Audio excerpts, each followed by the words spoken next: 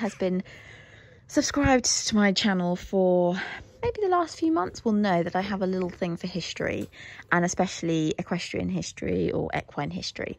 I love finding out about what horses did in the past, and I've briefly touched across what the Victorians did with their horses mainly.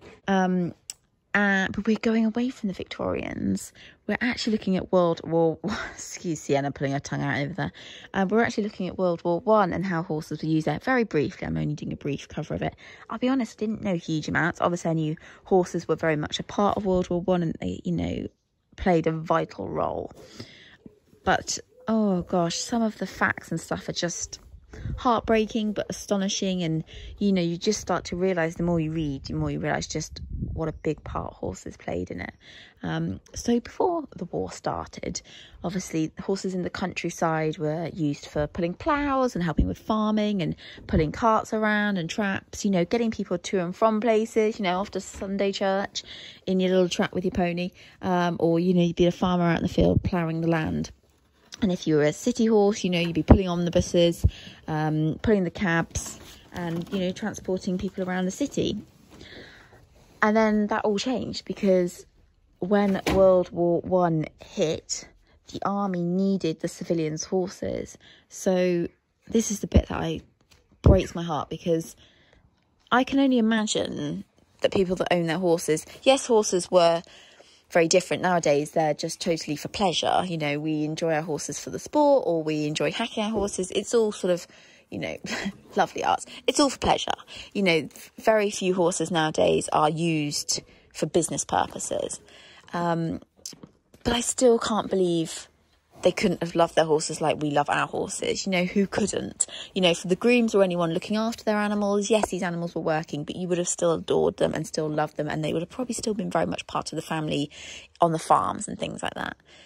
So the thought of having to hand them over, I mean, they got paid, but the thought of having to hand over your beloved animal to the army, I couldn't do it. I couldn't. Because let's be honest, if you knew they were going to war, which they did, you're not going to see your horse again, are you? It would be very unlikely that you could imagine. And now maybe these people didn't think the war would last very long. But either way, you weren't going to see your horse again. And all types of horses were taken on by the army as well. So, for example, Artie is a draft type, even though he's meant to be an Irish draft cross thoroughbred. I'd suggest he's mainly Irish draft.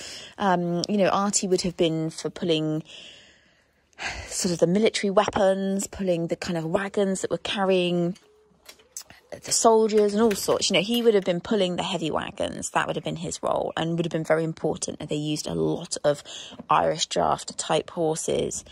And then horses like Sienna, don't you eat that wood have been probably more of like an officer's horse or the cavalry, because she's a little bit finer.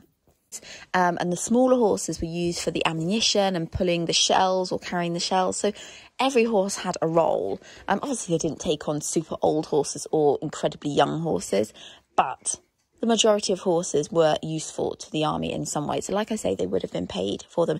And this is a crazy fact that I found out, that the army in nowadays money spent some £3 million buying horses, training them and delivering them to the front line of the war. And that 3 billion, yeah, billion pounds. And we actually didn't have enough horses in this country to supply the army. They actually had to import horses as well, some coming from places like Canada. So those poor horses had to get on a ship and be taken over to wherever, and then they had to go into war. I mean, hellish for them, absolutely hell.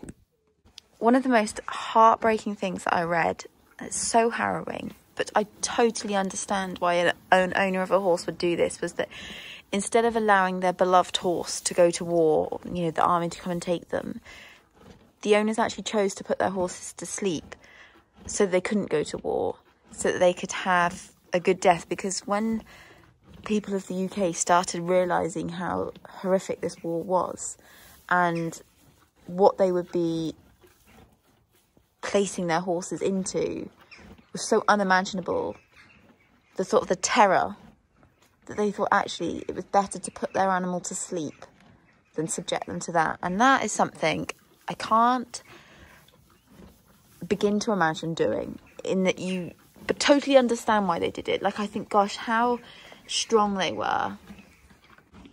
Something else I don't think I ever realised is that because obviously there had been roads destroyed, the ground was so boggy and swampy that often the horses pulling the wagons with ammunition on just couldn't get through to the front line. So horses were actually saddled up with the shells and the ammunition, literally like a saddle on them, and the soldiers hand walked them to the front line. And can you imagine leading those horses through the noise and the firing and, you know, just the sounds, leading these horses through, carrying this vital ammunition literally to the front line? You can't imagine it. It is the most unimaginable thing. These horses were so courageous and so trusting. But I also imagine to the soldiers, they must have been everything to them, because in moments of true hell and terror, somehow the thought of having a horse beside you, it must have been the one thing that maybe kept them standing, or they just must have felt this, I don't know. I just imagine there must have been the most incredible bond between soldier and horse. Compared to hundreds of years back, when the army definitely didn't look after their horses very well. In World War I, the army really did try to look after the horses to the best of their abilities, making sure that they had veterinary officers to keep an eye on all the horses and check them daily. Grooming was an important part. These horses would get so muddy going through the bogs. Sometimes it could take up to 12 hours for their carers to clean the harnesses and the horses. Good grooming was absolutely vital. These horses would be covered in mud, and by making sure that they were cleaned correctly, it would help prevent the harnesses and the tack from chafing. And also the carers could really inspect the horses for any injuries, and kind of get on top of them before they got any worse. Due to the waterlogged conditions, the veterinary officers thought it was best to clip out the horses fully, which you would think would make sense. But in winter, when it was incredibly cold and wet, sadly, a fair few horses died due to this. Just towards the end of the war, the veterinary officers made the decision not to clip the horses out fully and to only clip out their legs and stomach area. Grass was in short supply in the war, and so huge amounts of fodder had to be shipped over. Horses were fed from nose nets to try and reduce waste, as well as stopping them from eating from the ground, because you were never entirely sure what they might pick up. It was impossible to stable all the horses in the war. So the horse was often tethered in the open, and they were actually trained ready for this. So horses that were purchased in the UK and then went off to be trained for war would actually be kept outside rather than stabled to get them prepared for this. At the end of war, the army owned so many horses, because obviously they were also making lots of farmers breed as many horses as possible so that, you know, they could keep having a supply for the war. So at the end, 500,000 horses needed rehoming. And so they were sold to work. And the thought that these horses had been through hell, I understand, you know, the army couldn't keep that many horses. And, you know, some of these horses would have still been young enough to go and do a job. But the sad fact is that actually only out of that 500,000, only 100,000 was kind of sold to working homes in the UK. The other lot was sold abroad. And, you know, the standard, you know, the way horses are looked after abroad, even nowadays, is nowhere near to the standard of our country.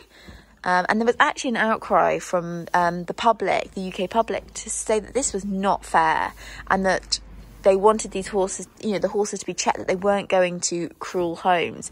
So they had to, in fact, investigate every buyer. This would have been like the War Office. They had to investigate every buyer to check that they were, you know, decent people. And for any horses that were unwanted at the end, rather than being sold to kind of cruel buyers, they were destroyed. But still, to think that, you know, some 400,000 horses were sold abroad, I'm not sure that sits that great with me. But thank God the public have a heart, and that they at least got them to check every buyer. I think without a shadow of a doubt, it makes me appreciate even more how incredible these animals were and are. Excuse Artie's whining, he's actually laying down.